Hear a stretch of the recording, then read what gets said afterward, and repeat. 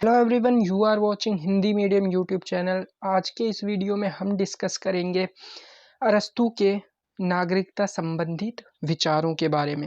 अरस्तू ने अपनी पुस्तक पॉलिटिक्स की जो तीसरा पार्ट है उसमें अरस्तू ने नागरिकता संबंधित अपने विचार प्रस्तुत किए हैं। तो आज उन्हीं विचारों को हम इस लेक्चर में देखेंगे। तो अगर आपको इस लेक्चर का पीडीएफ चाहिए तो वो आप इस टेलीग्राम लिंक से जाकर उसको डाउनलोड कर सकते हैं, जो कि मैं डिस्क्रिप्शन बॉक्स में आपको इस टेलीग्राम का लिंक प्रोवाइड कर दूंगा। तो आज का वीडियो जो कि होगा अरस्तू के नागरिकता संबंधित विचारों के बारे में, उसको शुरू करते हैं। तो नागरिकता संबंधित विचार अरस्तू के देखते हैं। अरस्तू ने क्या बताया है अपनी पुस्तक में नागरिकता के लिए। तो जो पॉलिटिक्स की तीसरी पुस्तक है उसमें नागरिकता की चर्चा की गई है। अरस्तू ने नागरिकता की चर्चा की गई है, यानी कि अरस्तू ने अपनी पॉलिटिक्स की जो तीसरी पुस्तक है उसमें नागरिकता के बारे में बताया है, उसकी चर्चा की है। अरस्तू द्वारा राज्य में निवास करते हुए भी नागरिक न होने की निम्न स्थिति बताई है। यानी कि अरस्तू का मानना है कि राज्य में रहना मात्र ही किसी व्यक्ति का नागरिकता प्राप्त करने के लिए प्रावधान नहीं है, यानी कि सिर्फ राज्य में रहना ही नागरिकता प्राप्त करने के लिए पूर्ण नहीं है। यानी कि उन्होंने इस बात की व्याख्या की है कि जो स्त्री हैं, बच्चे हैं, दास हैं, या फिर कोई विदेश से आया यानी कि किसी अन्य राज्य से आया कोई व्यक्ति है, वे सभी क्या है, वे नागरिक कहलाने के लायक नहीं है, यानी कि वे नागरिक नहीं है। हालांकि ये सभी राज्य के अंदर रह रहे हैं, लेकिन ये राज्य के नागरिक नहीं कहलाए जा सकते। वहीं दूसरी पॉइंट में अरस्तू कहते हैं कि जिस व्यक्ति पर मुकदमा या अभियोग चल रहा हो वह भी नागरिक नहीं होता। यानी कि जिस व्यक्ति पर किसी भी प्रकार का केस चल रहा है या किसी प्रकार का अभियोग उसके ऊपर चलाया जा रहा है राज्य की तरफ से, तो वह व्यक्ति नागरिक की श्रेणी में नहीं आता है। वहीं तीसरी पॉइंट में उन्होंने बताया कि जिनके माता पिता विदेशी हैं उन्हें नागरिक नहीं मान सकते। यानी कि जिनके माता पिता जो हैं वो किसी अन्य राज्य से राज्य में आए हैं, तो उन व्यक्तियों को भी हम नागरिक की श्रेणी में नहीं रख सकते। वहीं चौथे पॉइंट में उन्होंने बताया कि जो निष्कासित यानी कि जिनको मताधिकार से वंचित कर दिया गया है, यानी कि जिन व्यक्तियों को राज्य के बारे में अपनी कोई राय रखने के लिए उनको अधिकार नहीं दिया गया है, यानी कि राज्य के संबंध में वे अपने विचार नहीं प्रकट कर सकते, उन व्यक्तियों को भी अरस्तू ने नागरिकता से वंचित किया है। आगे देखते हैं। अरस्तू के अनुसार नागरिक वही है जो न्याय व्यवस्था एवं व्यवस्थापिका के सदस्य के रूप में भाग लेता है। यानी कि अरस्तू कहते हैं कि जो व्यक्ति न्याय व्यवस्था में यानी कि न्यायपालिका में और व्यवस्थापिका यानी कि जो आप कह सकते हैं कि विधायी पालिका होती है, जो ये आप कह सकते हैं कि नियम कानून बनाने की जो संस्था होती है, तो यानी कि न्यायपालिका और जो विधायिका है, इनमें जो व्यक्ति कार्यरत हैं, यहाँ पर जो व्यक्ति कार्य करते हैं, उन्हीं व्यक्ति को मात्र नागरिक कहा जा सकता है। तो अरस्तू ने नागरिक की परिभाषा दी है और उनकी विशेषताओं को बताया है। तो पहली विशेषता है कि जो नागरिक हैं वो राज्य का क्रियाशील सदस्य होते हैं, यानी कि जो राज्य में अपनी आप कह सकते हैं कि भागीदारी निभाते हैं और सभी कार्यों में सभी भागीदारियों में क्रियाशील रहते हैं, वह व्यक्ति आप नागरिक उनको कह सकते हैं। न्यायिक प्रशासन और सार्वजनिक कार्यों में भाग लेते हैं, यानी कि ऐसे क्रियाशील व्यक्ति जो कि न्यायिक प्रशासन और सार्वजनिक कार्यों में भाग लेते हैं, वे सभी क्या कहलाते हैं, राज्य के नागरिक कहला सकते हैं। वहीं दूसरी विशेषता बताई है नागरिकों की कि वे साधारण सभा का सदस्य होने के नाते विधायी कार्यों में भाग लेते हैं, यानी कि विधायी कार्यों में भी वे भाग लेते हैं, यानी कि जो नियम कानून बनाने के लिए जो संस्था होती है उसमें भी वे क्या करते हैं, पार्टिसिपेट करते हैं। तो जो भी व्यक्ति इस प्रकार की पहली विशेषता या दूसरी विशेषता, इनमें से किसी भी विशेषता में, यानी कि इनमें से किसी भी, चाहे वो न्यायिक प्रशासन हो चाहे वो विधायी कार्य हो, इनमें से किसी में भी यदि कोई व्यक्ति कार्यरत है तो वह व्यक्ति नागरिक कहलाया जा सकता है। और जो आप कह सकते हैं कि इस तरह से अरस्तू ने ये भी कहा है कि जो न्यायिक प्रशासन में कार्यरत है और विधायी कार्यों में कार्यरत है, तो इन दोनों व्यक्तियों को हम नागरिक कह सकते हैं। और जो दोनों आप कह सकते हैं कि कार्यों में कार्यशील है, वे व्यक्ति भी नागरिक कहलाने के लायक है। यानी कि जो न्यायिक प्रशासन में भी है और विधायी कार्य में भी है, तो उस व्यक्ति को भी हम नागरिक कह सकते हैं। अच्छा, तो इस प्रकार से इन दोनों कार्यों में करने वाला व्यक्ति ही नागरिक हो सकता है। यानी कि या तो न्यायिक प्रशासन में व्यक्ति कार्यरत है, या विधायी कार्य में कार्यरत है, या फिर दोनों में ही अगर वे संपूर्ण रूप से प्रगतिशील है और कार्य करता है, तो उस व्यक्ति को हम नागरिक कह सकते हैं। तो इस प्रकार से क्या है कि जो यूनान की नागरिक व्यवस्था थी, वो काफ़ी संकुचित थी। अगर वर्तमान में हम देखते हैं तो किसी भी देश की आप बात कर लीजिए, इंडिया की बात कर लीजिए, है ना? तो इंडिया में क्या है, सभी व्यक्ति जो हैं वो नागरिक कहलाते हैं। यानी कि जो व्यक्ति किसी दूसरे देश से अपने देश में आता है, तो उस व्यक्ति को हम नागरिक नहीं कहते, बल्कि जो इनके अलावा जितने भी व्यक्ति इंडिया में रहते हैं, भारत में रहते हैं, वे सभी व्यक्ति नागरिक कहलाने के लायक होते हैं। जबकि यूनान में ऐसा नहीं था, है ना? वहाँ पर नागरिकता के लिए काफ़ी संकुचित व्यवस्था थी। कुछ ही व्यक्तियों को नागरिकता के प्रावधान में आप कह सकते हैं कि नागरिकता दी गई थी। तो अरस्तू ने श्रमिकों और दासों को नागरिकता की परिधि से बाहर रखा। यानी कि अरस्तू ने नागरिकों को और श्रमिकों को श्रमिकों को और दासों को नागरिकता नहीं प्रदान किया, यानी कि उनको नागरिकता की परिधि से बाहर रखा है। इसके पीछे जो कारण है, अरस्तू बताते हैं कि जो नागरिकता है वो एक विशेष प्रकार का गुण है, जिसके लिए आपके अंदर कुछ विशेष योग्यता होनी चाहिए, ठीक है? तो नागरिकता प्राप्त करने के लिए व्यक्ति के अंदर कुछ विशेष योग्यता होनी चाहिए, क्योंकि नागरिकता एक विशेष गुण है। और चूंकि श्रमिकों और दासों में इस प्रकार की वो विशेष योग्यता का अभाव होता है, इसलिए हम श्रमिकों को और दासों को नागरिक नहीं मान सकते, ऐसा अरस्तू का कहना था।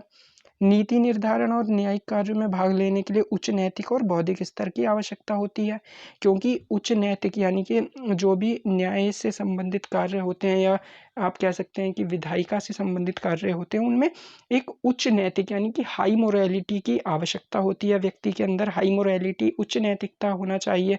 उसके साथ ही उनके अंदर जो बौद्धिक स्तर है उनका, वो काफ़ी अच्छा होना चाहिए। आईक्यू लेवल उनकी काफ़ी अच्छी होनी चाहिए, और जो उनका बौद्धिक विकास है वे अच्छे से विकसित होना चाहिए। तो उन्हीं व्यक्तियों को वे नागरिक की श्रेणी में रख सकते हैं, क्योंकि श्रमिकों की और दासों के अंदर इस प्रकार का बौद्धिक स्तर नहीं पाया जाता। इसके अलावा जो बच्चे हैं और स्त्रियां हैं, उनको भी अरस्तू ने इस कैटेगरी में रखा है कि उनके अंदर पर्याप्त बौद्धिक क्षमता नहीं होती, जिसकी वजह से अरस्तू ने क्या किया, श्रमिकों को, दासों को, स्त्रियों को और बालकों को अपनी नागरिकता से वंचित कर दिया है। यानी कि उन्हें राज्य में नागरिकता नहीं दी है, क्योंकि उनके अंदर बौद्धिक स्तर और उच्च नैतिकता की कमी पाई जाती है। अच्छा, अब आगे देखते हैं। तो अरस्तू ने क्या किया है, अच्छे मानव और अच्छे नागरिक के मध्य भी अंतर स्पष्ट किया है। जहाँ प्लेटो का मानना था कि जो अच्छे मानव है वही अच्छा नागरिक भी कहलाता है, लेकिन अरस्तू ने ऐसा नहीं माना। अरस्तू ने कहा कि अच्छा मानव एक अलग कंसेप्ट है, यानी कि अच्छा मानव एक अलग व्यक्ति है और अच्छा नागरिक एक अलग व्यक्ति है, ठीक है? उनके मध्य अंतर स्पष्ट किया है। तो अंतर को बताते हुए अरस्तू ने कहा है कि अच्छे मानव का लक्षण सब राज्यों में समान होता है, अर्थात निरपेक्ष है। इसका मतलब है कि अरस्तू मानते हैं कि जो अच्छा मानव है, वे उसका व्यवहार जो है वो सभी राज्यों में एक समान बना रहता है, चाहे राज्य कैसा भी हो, राज्य की विशेषता कुछ भी हो, उनमें जो उसका व्यक्ति का, अच्छे मानव का स्वभाव होता है, वह एक समान बना रहता है, अर्थात राज्य के अनुसार वह बदलता नहीं है, निरपेक्ष रहता है। वहीं अच्छा नागरिक कौन है, इस बात का निरूपण हम विशेष नगर राज्यों को ध्यान में रखकर ही कर सकते हैं।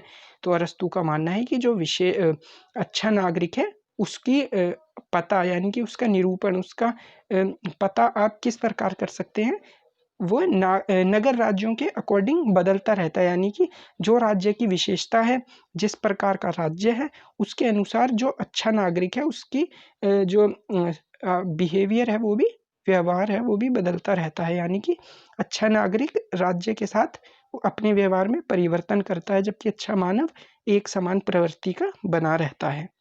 इस प्रकार से इन दोनों के मध्य उन्होंने अंतर को स्पष्ट किया है।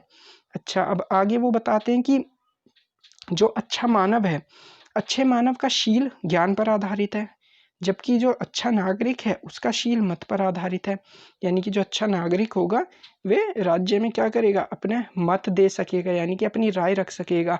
जो न्याय है, न्याय संबंधित प्रावधान है या विधायी का संबंधित प्रावधान है, उनमें वे अपनी वो व्यक्ति जो अच्छा नागरिक होगा वो अपनी राय रख सकता है। ठीक है, अर्थात हम कह सकते हैं कि जो अच्छा मानव है जिस शील का आचरण करता है, यानी कि जो अच्छा मानव जिस शील का आचरण करता है उसमें वह बुद्धिनिष्ठ है और उसके दार्शनिक आधार का उसे ज्ञान है।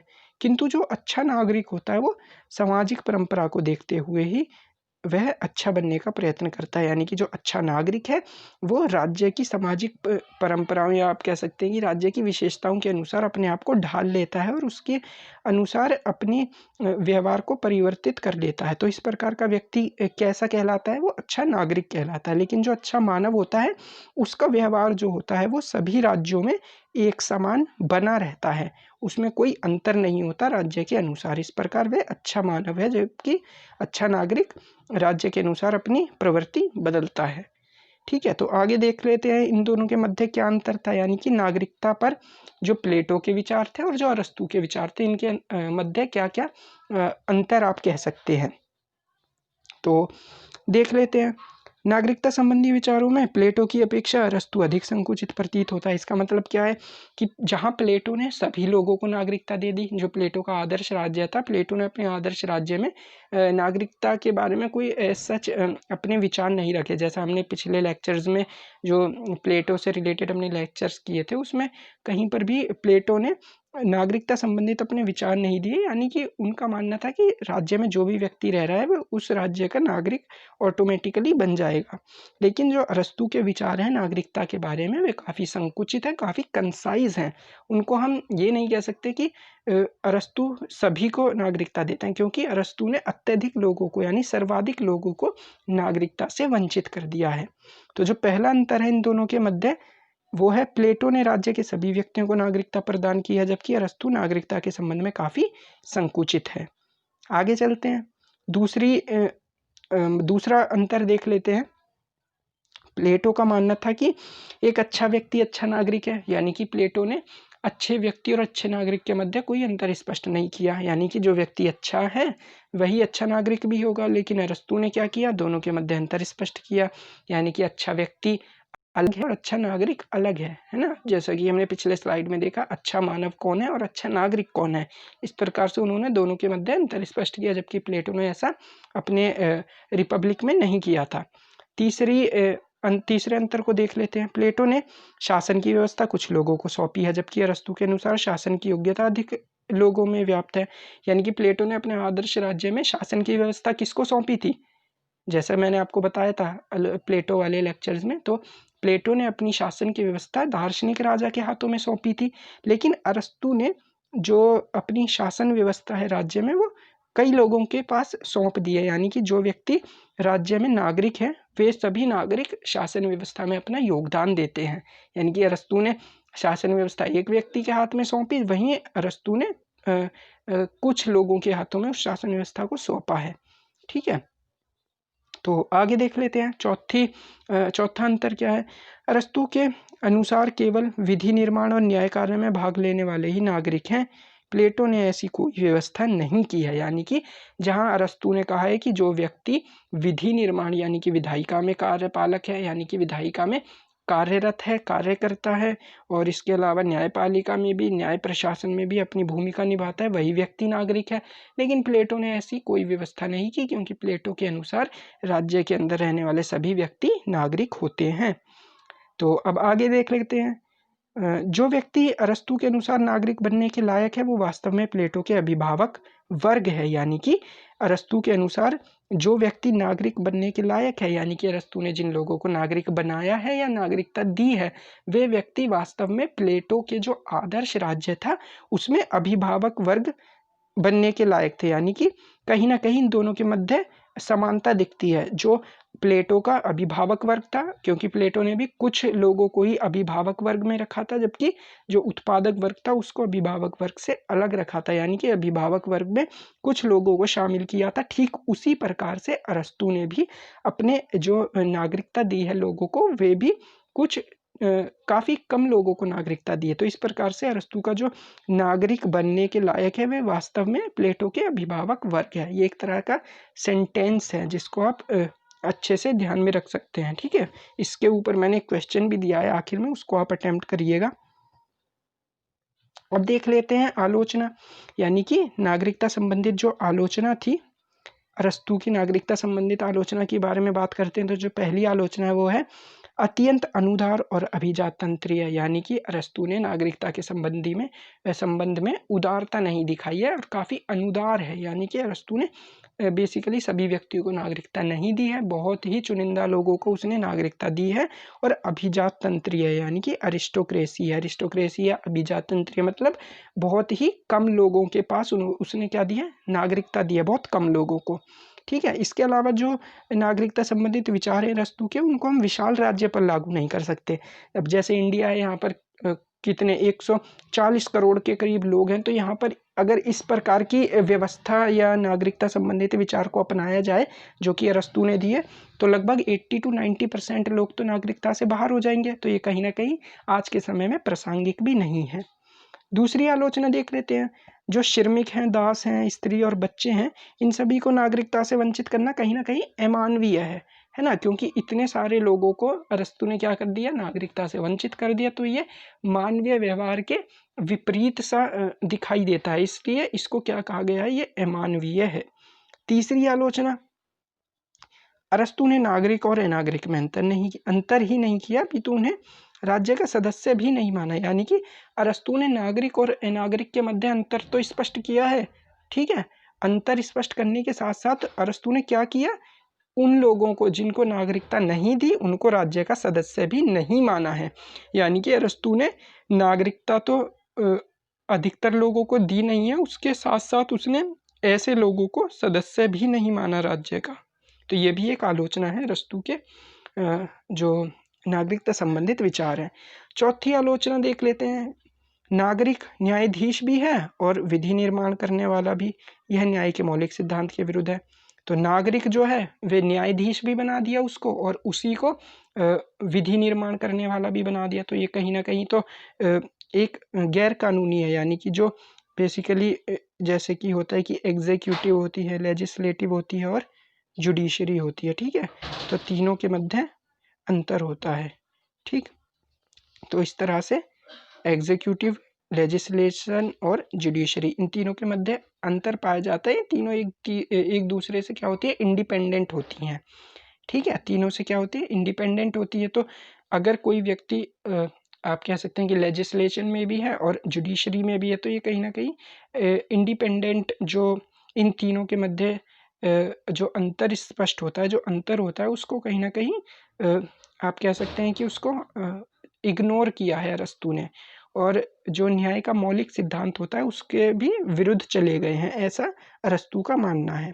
आगे चलते हैं, आगे देखते हैं। जो पांचवी आलोचना है, अरस्तू ने इतने अधिक लोगों को नागरिकता से वंचित कर दिया कि राज्य के मौलिक विशेषता यानी कि जनसंख्या पर प्रश्न चिन्ह लगा दिया है।